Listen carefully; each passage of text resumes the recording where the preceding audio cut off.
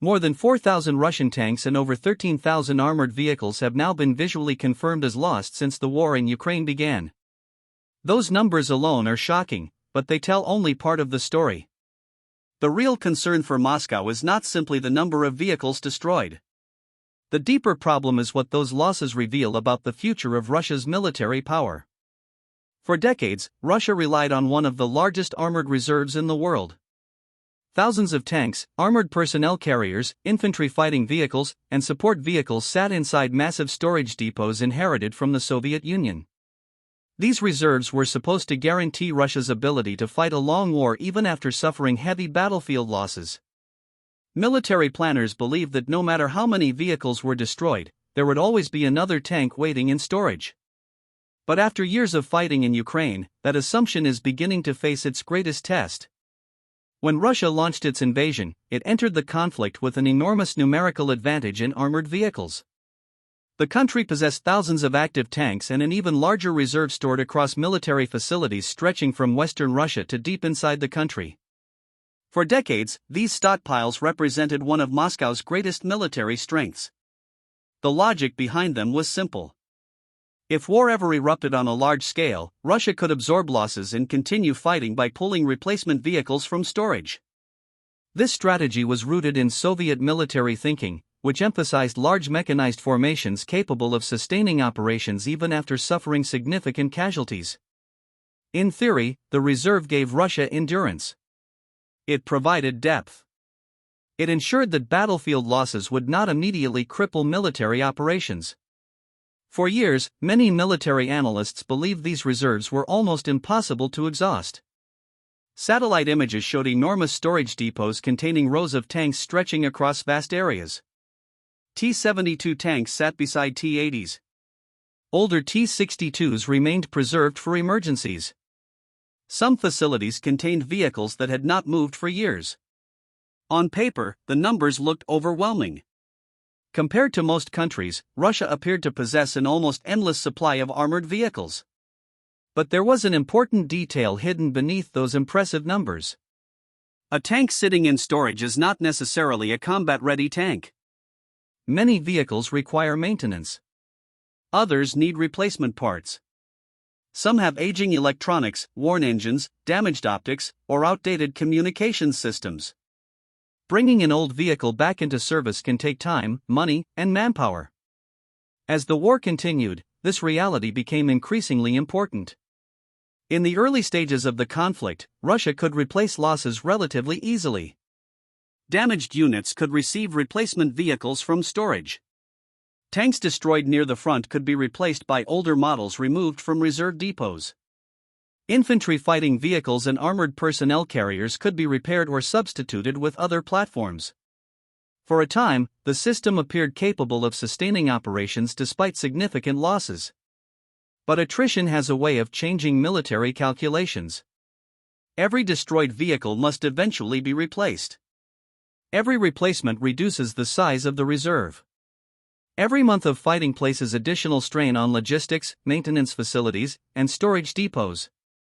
Slowly but steadily, the pressure grows. As the war entered its later stages, observers began noticing changes. Older tanks started appearing more frequently on the battlefield. Vehicles that many believed would remain in storage indefinitely were suddenly being deployed near the front lines. T-62 tanks, originally introduced decades ago, returned to service. Even older systems appeared in some areas. Their presence raised important questions. Were these vehicles being deployed because they were the best option available? Or were they being used because newer equipment was becoming harder to replace? While Russia still possesses substantial reserves, the increasing appearance of older vehicles suggests that maintaining armored strength is becoming more complicated. At the same time, another revolution was taking place on the battlefield. Drone warfare was transforming the nature of combat. In previous wars, armored formations relied heavily on speed, surprise, and maneuverability. Tanks could exploit gaps in enemy defenses and move rapidly across large areas. Commanders depended on limited battlefield awareness and often had incomplete information about enemy movements. Ukraine changed that environment dramatically. Reconnaissance drones now provide continuous surveillance over large sections of the battlefield. Roads, villages, forests, and supply routes can be monitored from above. Movements that once remained hidden are now visible in real time. This constant surveillance creates a major challenge for armored forces. The moment a convoy begins moving, it risks detection. A reconnaissance UAV may already be observing the route. Drone operators can monitor vehicle movements, identify formation patterns, and relay information to artillery units or FPV drone teams. What appears powerful from the ground may appear vulnerable from the air. A convoy consisting of tanks, armored personnel carriers, and support vehicles becomes a collection of moving targets displayed on a screen. Every turn reveals direction. Every stop reveals hesitation. Every bottleneck creates an opportunity for attack. Russian armored formations often move through terrain that naturally restricts movement. Roads pass through forests, villages, river crossings, and narrow corridors. Heavy vehicles cannot simply drive anywhere they want. They must follow routes capable of supporting their weight and maintaining operational speed. These constraints make movement more predictable. Drone operators can identify likely routes long before a convoy arrives. They can monitor choke points, damaged bridges, intersections, and narrow roads where vehicles are forced into specific formations. This level of awareness gives defenders significant advantages. The most dangerous locations are often not open fields but areas where movement becomes restricted. A convoy approaching a narrow road may have little room to maneuver. A damaged bridge may force vehicles to slow down. A village entrance may create a natural bottleneck. From above, these locations are easy to identify. Drone operators can watch a convoy approach and determine exactly where it will become most vulnerable. Once that point is identified, the next phase of the attack begins. This is where FPV drones enter the battlefield. Unlike traditional reconnaissance UAVs, FPV drones are designed to strike targets directly. Controlled by operators watching live video feeds, these drones can target individual vehicles with remarkable precision. Their objective is not necessarily to destroy an entire convoy. Often, they only need to disable a single critical vehicle. In many cases, that vehicle is the lead tank. If the lead vehicle is stopped, everything behind it is affected. The formation loses momentum. Vehicles begin slowing down. Drivers search for alternative routes. Communication becomes more difficult. Confusion spreads. The destruction of a single vehicle can create consequences far beyond its immediate loss.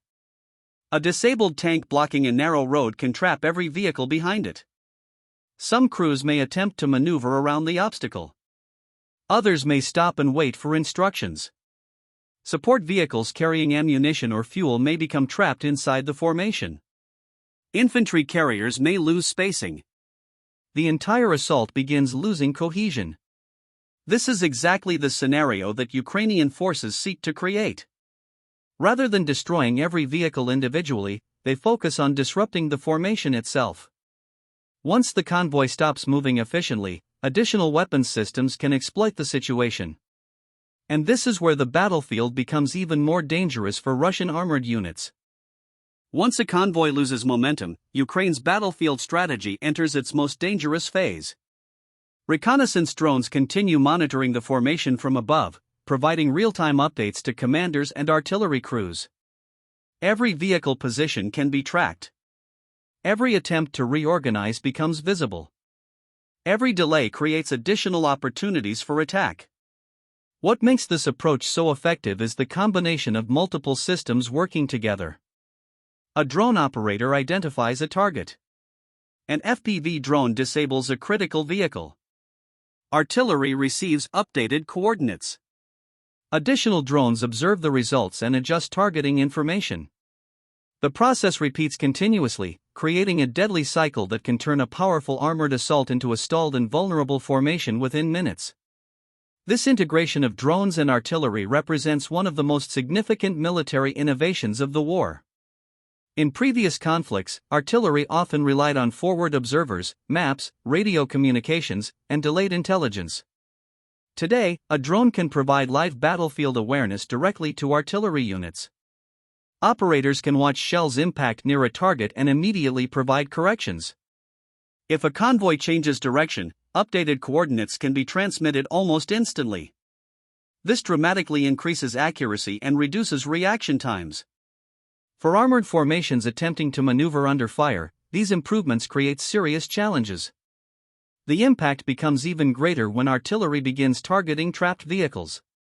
Once a convoy is forced to stop, the spacing between vehicles often decreases. Support trucks, armored personnel carriers, infantry fighting vehicles, and tanks may find themselves concentrated inside a relatively small area. This concentration creates ideal conditions for artillery strikes. A barrage that might have missed a moving target can now land among vehicles struggling to maneuver. Even if shells fail to destroy every vehicle, the psychological effect can be enormous. Crews may abandon damaged equipment. Communication networks become strained. Commanders struggle to maintain control. The longer a formation remains stationary, the greater its vulnerability becomes. For Russian forces, one of the most difficult aspects of this battlefield environment is the loss of initiative. Traditional armored warfare depends heavily on maintaining momentum. Tanks are designed to move. Armored formations are most effective when they can exploit speed, surprise, and concentrated firepower. When movement stops, many of those advantages begin to disappear. Instead of dictating the pace of battle, armored units become reactive. Rather than choosing when and where to fight, they are forced to respond to threats appearing from above. This shift fundamentally changes the nature of mechanized warfare. The growing role of drones has also affected the survivability of infantry. Tanks and armored personnel carriers exist not only to provide firepower but also to protect soldiers. When armor is destroyed or disabled, infantry often faces extremely difficult choices.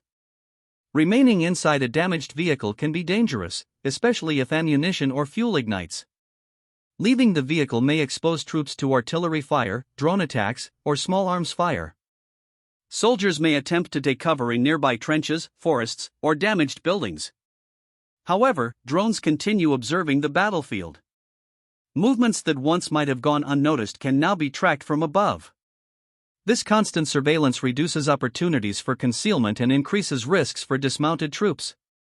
The result is a battlefield where protection has become increasingly difficult to achieve. In previous generations of warfare, terrain often provided natural concealment. Forests, hills, and urban environments could hide troop movements. Today, drones reduce many of those advantages. Thermal imaging systems can detect heat signatures. High-resolution cameras can identify movement. Persistent surveillance means that even temporary exposure may be enough to reveal a unit's position. This transformation has forced military organizations on both sides to rethink traditional tactics and adapt to an environment where observation is nearly constant. Meanwhile, Russia continues searching for ways to offset its armored losses. One visible adaptation has been the increased use of alternative transportation methods. Videos and battlefield reports have shown Russian troops using motorcycles, ATVs, civilian trucks, and other lightly protected vehicles near the front lines. At first glance, this may seem surprising. Why would a military possessing thousands of tanks rely on motorcycles? The answer lies partly in economics and partly in survivability. Smaller vehicles are cheaper. They consume less fuel. They are easier to replace. Most importantly, they present smaller targets. A motorcycle moving quickly across terrain may be harder to hit than a large armored vehicle following a predictable route. However, these advantages come with serious limitations.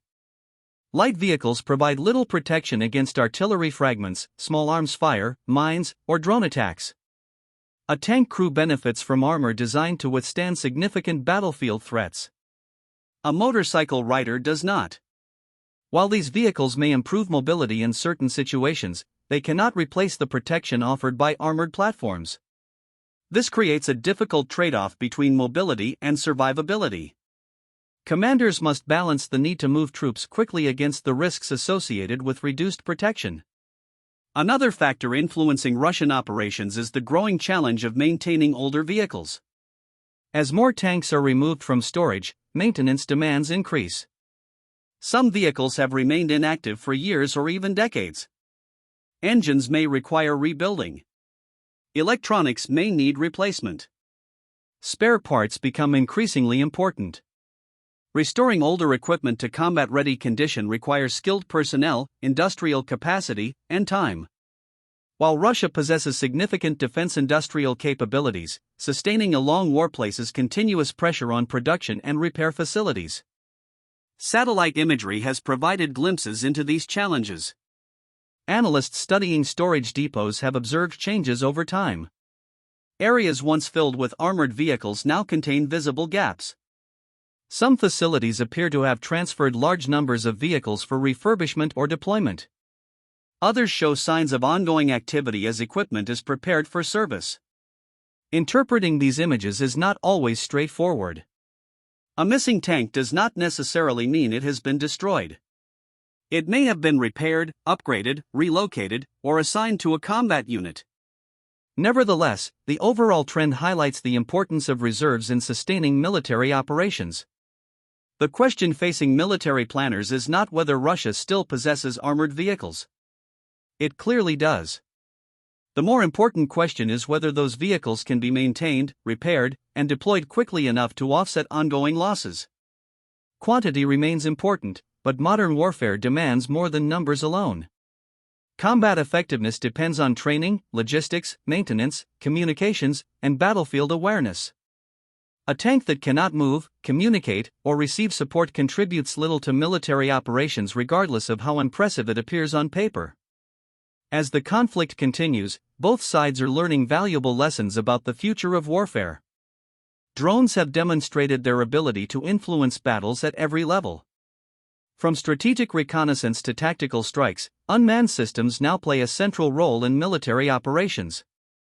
At the same time, armored vehicles continue performing essential functions. Tanks still provide firepower. Armored personnel carriers still transport troops. Infantry fighting vehicles still support ground operations. The battlefield is not witnessing the disappearance of armor. Instead, it is witnessing a transformation in how armor must be used. This raises a larger question that military organizations around the world are now asking. Can tanks survive the drone age? The answer remains uncertain. Tanks continue offering capabilities that few other systems can match. However, the methods used to protect and employ them are changing rapidly. Future armored forces may depend on stronger electronic warfare systems, advanced active protection technologies, dedicated drone defenses, and closer integration with unmanned platforms. The armies that adapt successfully may preserve the advantages of armored warfare. Those that fail to adapt could find themselves increasingly vulnerable on battlefields dominated by surveillance and precision attacks.